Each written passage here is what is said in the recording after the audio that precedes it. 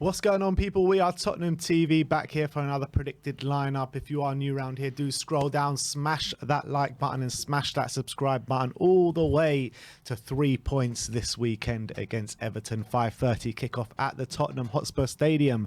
Antonio Conte has been talking in his press conference. Some interesting quotes from him, to be honest, today.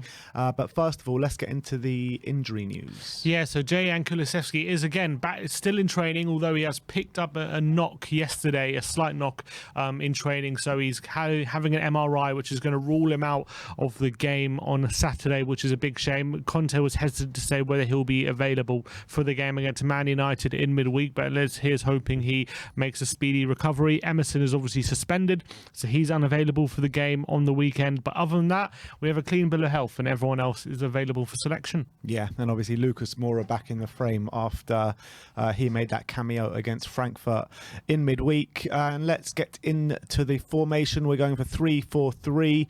In goal is Hugo Laurice, and I think he had another fairly good display midweek. Yeah, people have been complaining about him for that fumble for the second goal, but I'm being pretty happy with Hugo of late. I think he's having a good season overall, and hopefully he's not too busy in this one with Everton in decent form, but more defensively than offensively. Let's move on to the right wing-back situation. Emerson Royal, as you said, is suspended. He has been talking positively about Spence in the press conference as well, which makes us think that maybe he could get his chance sooner rather than later. But on the back of Doherty's good display last weekend against Brighton, we're giving him another nod there.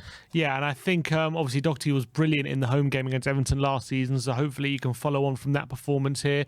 Conte said last season he also struggled when Conte first came, but then he found a really good level, and he said he's starting to get back to that level now, which is really good to see. So that's really good words from Conte, and hopefully we get to see the Doherty we did before his injury last season. Yeah, but what did you make out of his comments on Spence? Do you think we'll now see him sooner rather than later? I think it's still a bit early, maybe in the Carling Cup game. I don't see him playing Premier League games anytime soon, but he said specifically Spence is starting to understand what it means to stay at Tottenham and earn that place. So seems as like Spence is starting to impress, but Doherty was a player that he said Doherty was a very important player for Spurs last season before his injury. So I think he's going to give Doherty the nod for now. But maybe if either Doherty gets injured or he's not showing his level, maybe Spence will get an opportunity while Emerson's suspended.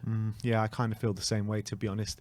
But moving in to the rest of the defence, the right-hand side is going to be the ever-improving Cuti Romero. Yeah, and he's had a really strong last few games. He went into centre-back for the last 20 minutes against Frankfurt as well, in what was a difficult period for us. But I expect Romero to keep his place. I don't see him rotating for Sanchez in this one. And in the middle is obviously going to be Eric Dyer, ever present this season.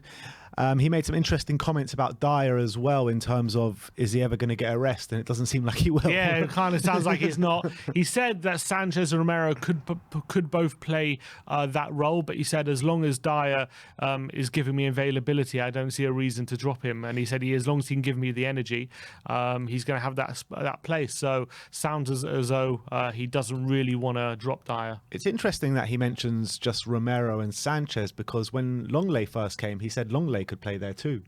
It's interesting that he didn't mention him. Yeah, and I would have thought if Dyer was out, Longley would be the one, but he seems to think Dyer Romero or Sanchez would be more suited to that role. Well, that's what he said, which is interesting. Yeah. Well, let's make up the back three, and it's toss-up between Longley and Davis, but we're actually siding with Davies for this one. Yeah, I think Longley probably will play on Wednesday, and I think he had a very good game against Frankfurt, but I think he's been more likely to rotate that left side the centre-back role. So we think Davis is going to come in for this one, with Longley potentially playing on Wednesday. I think Davis played against Brighton as well and had a pretty good game. So I think he can feel comfortable having Davis there. Yeah, I think it's one of the positions where he's really comfortable in rotating this left centre-back, which is good to see, which means they're both performing at a pretty good level. So happy days on that one. Let's move on to the last man in the back five, and that is on the left left wing back. Sessegnon been on fairly good form recently, but with the games coming thick and fast, rotation is going to be needed. So we're going to put in Ivan Perisic. Yeah, he didn't get any minutes, did he, on Wednesday night? So we feel like he'll come in at left wing back, despite the fact that Sessegnon has been playing really well. There is a bit of talk about, does Perisic, his presence, hurt Heung-min Son's ability to get in the positions he wants to get in, and we'll have to see if Perisic does start, and if the same thing happens, maybe there's some validity to that narrative. But we're thinking Perisic will start in this one, with maybe Sessegnon coming in on Wednesday night. Yeah, that's how I feel. And let's run through that back line with you guys one more time. So in goal is going to be Hugo Laurice. Right back, Matt Doherty. Left back, Ivan Perisic. And a back three of Cuti Romero, Eric Dyer and Ben Davis. Moving on to the midfield will be a familiar midfield, as we've seen for the majority of the season, starting off with Rodrigo Bentancur, and he's been really good of late. Yeah, and he's going to have his work cut out with a very energetic and a very aggressive and strong midfield that Everton have in Iwobi, Gay and Onana. But I think him and Højbjerg, which Conte mentioned in his press conference, two players who are playing unbelievably at the moment, he said. And he said as long as they're playing as they are, he can't drop them. So I think Bentancur has to start. Yeah, absolutely. And another guy who has to start is his midfield partner in Pierre-Emile Højbjerg, who's been probably our player of the season so far. Last 4 games, he's had 4 goal contributions at home. Can he make it a 5th one this weekend? Why not? Absolutely, why not? I think at the moment he's really starting to be effective on both ends of the pitch, and he's been so consistent this season. I'm so happy with his level of performance. I think he's really proving a lot of people wrong, and hopefully he can carry it on. Absolutely. So that's a middle two of Højbjerg and Bentancur as per usual. Right hand side of the attack, seeing as Kulusevski is out, it's probably a pretty straightforward swap in terms of Richarlison to come in against his former side. Yeah, it's a shame that Kulusevski's out. Obviously Lucas is there, he came on, and obviously Brian Hill is potentially an option, with Conte speaking about him in his press conference. But he said that with Brian Hill, the only thing that's keeping him from the team at the moment is his physical aspects. Technically he's very, very good. He just needs to get a bit stronger, and I think we can all agree with that. Richarlison did come off on Wednesday night with which Conte said a bit of a knock on his knee, but it looks like he is available. Didn't say he was unavailable. So with that being said, him against his old club, I think he's going to start, and he'll probably be extra motivated to get on the score sheet. Yeah, absolutely. Up top, obviously going to go to Harry Kane, talisman of the team, top goal scorer of the team, and playing really well. And I think that performance against Frankfurt really was a top performance, and him and that link up between him and Son is really starting to flourish again. Yeah, 100%. I agree with that. And he was sensational at dropping in between the lines of playmaking against Frankfurt. The only thing I would say is he was finding Son really well. Want to see Richarlison more in those goal-scoring positions, running into the box, and maybe Kane can start looking for him as well.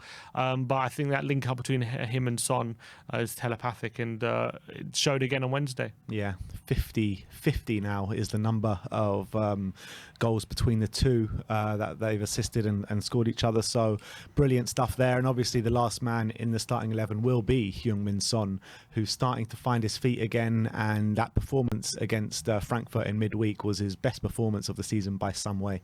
Yeah, it was brilliant. He was sensational. He was giving Frankfurt no end of trouble. 5 goals in his last 2 home games in a Tottenham shirt as well. He was asked about Son in his press conference about, is he happy that Son's coming back into form? And he said he never really had a worry about Son. He said that Son was always a player he felt like was going to get back amongst the goals sooner rather than later. And he was a bit unlucky in the beginning of the season that he wasn't getting the goals that maybe he should have. But now they're starting to come, so glad to hear about that. And he's got that smile back on his face, doesn't he, Sonny?